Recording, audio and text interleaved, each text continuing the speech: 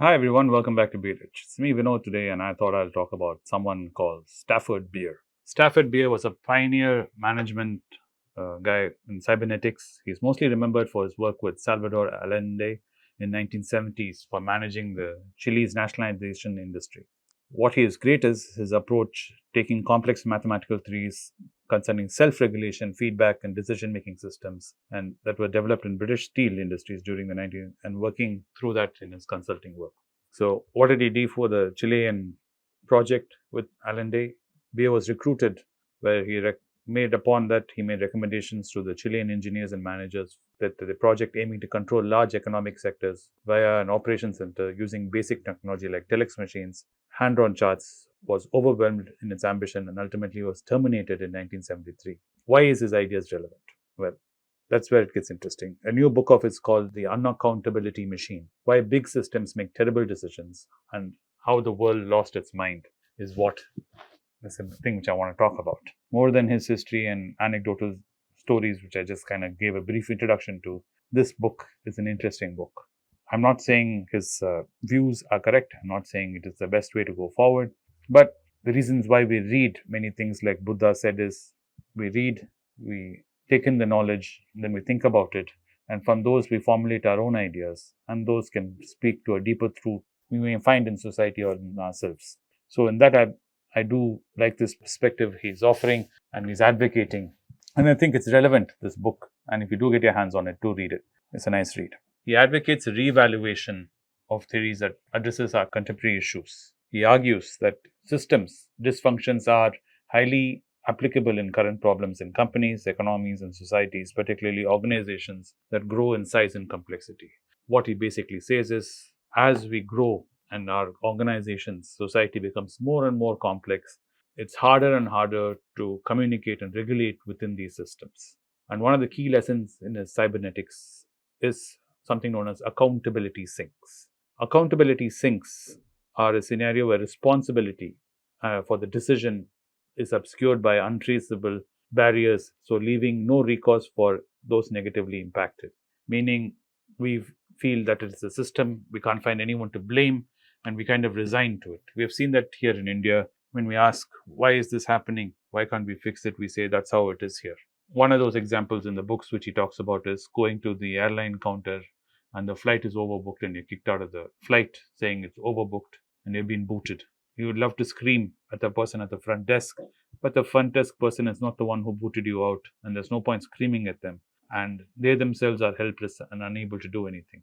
And we see this layers in these organizations. We see it in society where we feel frustrated with our government, and we even see it even in households where we feel very frustrated with the authority figure.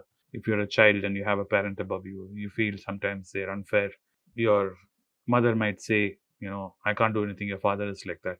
But you're angry with your mother, but you're scared of your father, so you do not say anything to your father.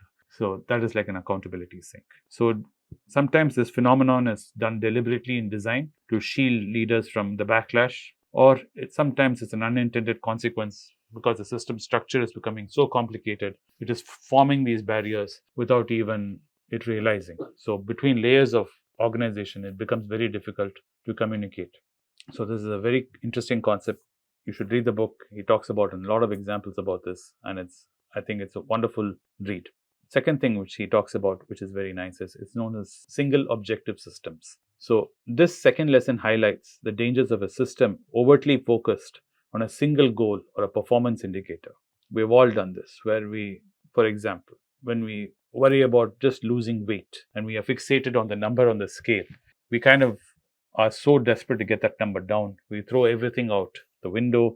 We don't care about our diet. We don't care about our exercise, our mental wellness, nothing. We are so fixated on that number. Everything is that number. And we kind of start harming ourselves without even realizing it. That is an example. So such system risks neglect all other important factors, like I said, potentially causing a broader harm while pursuing a specific objective.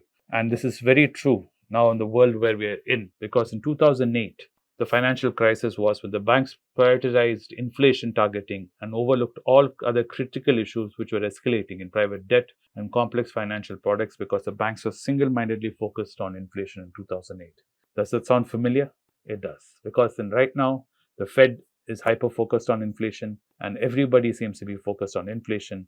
And it could be happening again, where we are losing track of other things and other key indicators, and we are so worked upon inflation. So it is that which I feel kind of rings true today, that we need to be able to look at other indicators and not just focus on one. So how does this help as an investor, you might say? Well, as an investor, we can see this also where we are hyper-focused on a single share or a single metric in a share, and we don't see other broad indicators which may be troubling and maybe something we should be aware of because we are so hyper-focused on something. So this single objective system is true in a single person level, it is true on a complex country level, and it's even true on a global level. And this happens all the time. And what happens is implications in the broader observations can be seen. The book also critiques modern capitalist. He's not really a capitalist, he's more like an anti-capitalist. So in short term, it talks about how shareholders focus on short-term value and often sideline social and environmental considerations. And this is true in today's world. We see the effects of climate change. We see this effects of our short-term goals. Even in our politicians, focused on election cycle after election cycle, we seem to be going on this binge. And even in our social media, from watching videos which are 20 minutes long, now we are able to only watch videos which are 10, 15 seconds long. And even that we find too frustrating, that the first few seconds of a video, when we're watching on Instagram or on TikTok, we start sliding to the next one saying, I know what this is about. I've seen something similar to this. That indicator is there where our attention span is getting shorter and shorter. And this, he discusses how this privatization, global driven policies can lead to long-term determinants such as deteriorating public infrastructures, which we see all over the world. This is happening in the UK with the NHS. This is happening in the US with all their public infrastructure and their water management and water utilities, where shareholder value and paying back, taking money out of the system is far more than in reinvesting and keeping up the system running. So this is something of great interest just to think about.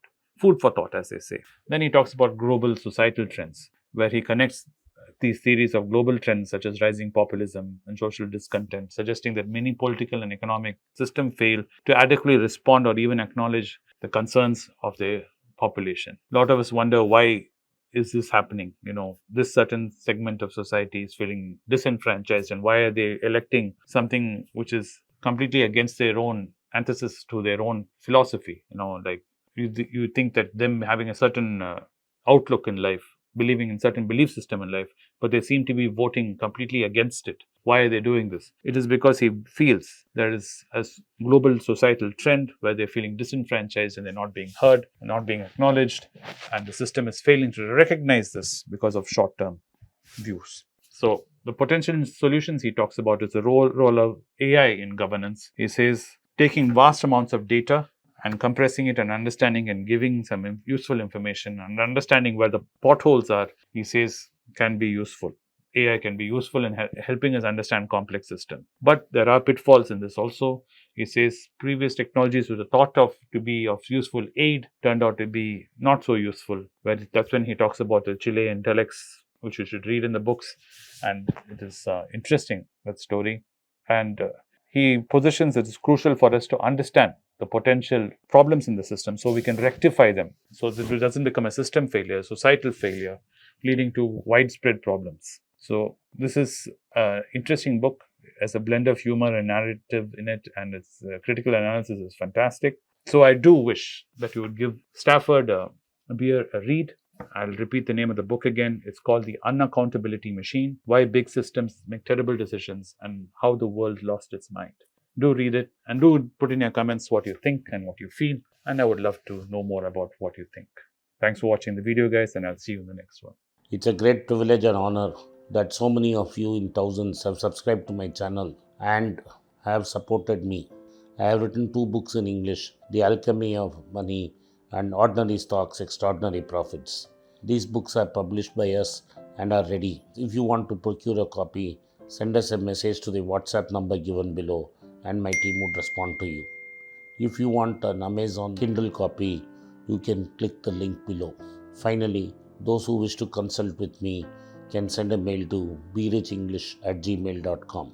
Once again, I thank you for your support. If you like this video, press the subscribe button of my channel, hit the like button and turn on the bell notification.